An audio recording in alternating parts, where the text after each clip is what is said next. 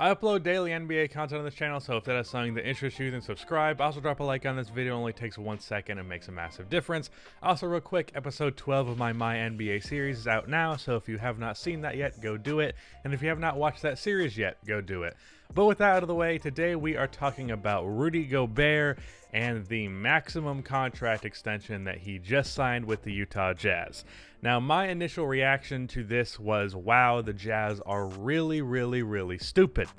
But I heard some other perspectives on why this signing was kind of necessary, and I'm kind of a little bit indifferent to it because of the situation that the Utah Jazz were in. I do understand their perspective and why they gave Gobert the money that they did, but at the same time, I also feel like this was a move that is rather lateral.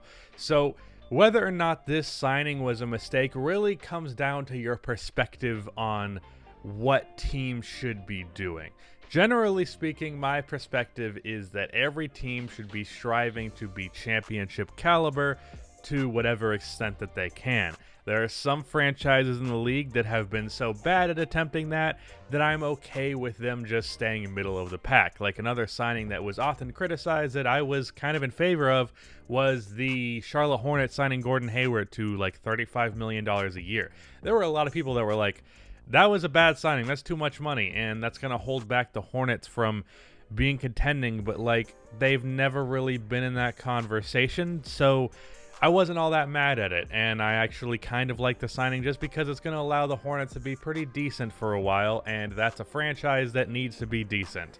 And I feel like that's the perspective that a lot of people have on the Utah Jazz with this signing, for those who have been saying that this is a good signing. I, on the other hand, have the perspective where not that Donovan Mitchell is good enough to be a franchise or championship leading option. He probably isn't, probably never will be, but I do feel like they had enough there to try and build like an actual contending level team, and signing Rudy Gobert really just puts you in the position where you are going to stay where you are right now for the next 5 years. And there's nothing necessarily wrong about that because the Utah Jazz are a good basketball team. But the issue with this move is you're going to stay just good and not great for basically the rest of this time.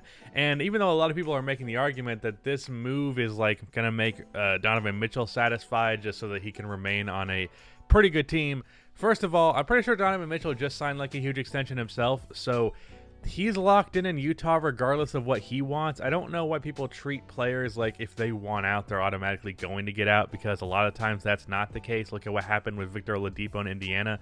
He's still there, and he's even going to be a free agent next year. So you don't really know. And if Donovan Mitchell is on a 5-year contract, actually, is it not a 6-year because it's an extension and next year is his last year of his rookie deal? I'm pretty sure that's what it is. So Donovan Mitchell is here for the long term, and Rudy Gobert not being on this team, even if you had issue with how bad they would be because of that, it's still worth it, I believe, because you would be able to have the flexibility to make improvements. Now, the issue lies where, what actually are those improvements? And that's something that I have wondered with this Utah Jazz team for quite a while. But what I do know confidently is that signing Rudy Gobert to this contract really does limit what options you would have. So even though you can make the argument that there really was no direction for this franchise to go if they did not sign Rudy Gobert and they traded him, I would also argue that there's really no direction up at all that this team can go. They're going to be stuck right where they are for the next couple of years, unless Donovan Mitchell has a leap that I'm not expecting him to have. I'm expecting Donovan Mitchell to be probably like 15% better than he is right now at his absolute peak, and that's pretty much it. And that is a good player. That is probably a borderline top 15 player once he gets there. It depends on kind of what players shift around in the league rankings and all that stuff, but like he could be in that conversation for sure. But that's not a championship lead option. And then because you have Rudy Gobert signed for $40 million, you're not really going to have the flexibility in the cap sheet to sign anybody, not really going to have the flexibility to trade for anybody. And with Rudy Gobert being the player that he is, he's pretty much is what he is. He's not getting much better than where he is right now. So This is just a fully, as I'm making it clear at this point, a fully lateral move. And where you think this trade is, or where you think the signing is in terms of if it's good or bad, depends on your perspective of the franchise. If you believe the Jazz were in a position where they should be content just staying middle of the pack in the Western Conference, then yes, Rudy Gobert being signed to this contract was a good move. If you're of the position where you believe that they should be trying to fight for a championship or building a championship level roster, then this was not a good move.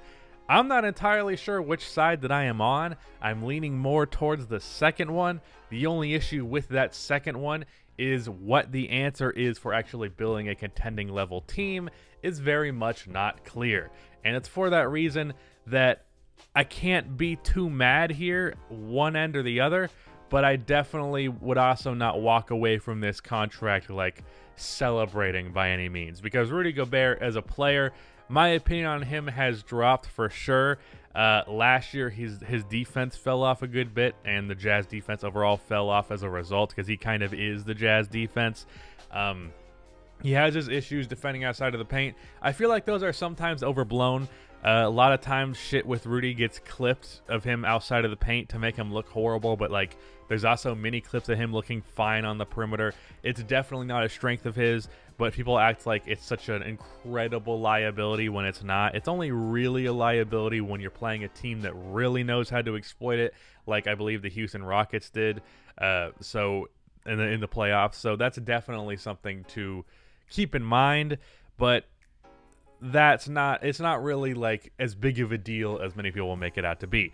Then on top of that, while he is someone who can get like 16 points per game, it's really just on like putbacks and pick and rolls and just basic layouts. He's not really offensively dynamic whatsoever, just a run, jump, and dunk and offensive rebound guy on the offensive end. And then obviously he's the defensive player that he is. And Rudy Gobert is probably still like, I don't know, probably not top 20 anymore, but not far outside of it. He's probably a top 30 NBA player, and you gave a top 30 NBA player who is an all-star caliber player a max contract for 5 years. I'm not entirely sure how old Rudy Gobert is, but I'm pretty sure this contract is going to be leading into like closing in on his mid-30s, something like that. But I don't expect him to be much worse 5 years from now than he is right now, so I don't think that's a huge deal. But this is just a very lateral move, and again, really depends on your perspective of if you believe lateral move was the right move or not. This Utah Jazz team is good, and there's something to be said for being good for a long time, and there is value in that, and it's worth crediting franchises that are able to stay just on the right track for the most part in terms of just being a decent team for a long period of time. The Houston Rockets, for example, I feel like we've been so critical of them, and we've been so critical of James Harden, but like if you think about it, this has been a 50-win team for how long now, or something close to that for how long now?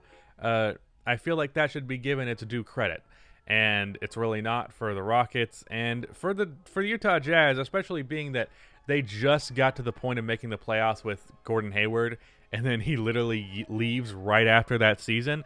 That is definitely a tough spot to be in. But then they draft Donovan Mitchell, who's this amazing rookie. Rudy Gobert ends up being like breaking out even further, and the team around them is solid, so they make the playoffs again. This is an organization that knows how to make the playoffs, and if that's their ultimate goal, then they're very much achieving this goal. But if their goal is winning a championship, I do believe that signing Gobert to this contract would be a mistake if that was their goal. But if they're okay staying in the middle of the pack, then I guess you've achieved that, and congrats on your continuous 5th seed at probably like between like 4th seed and 7th seed in the Western Conference every year.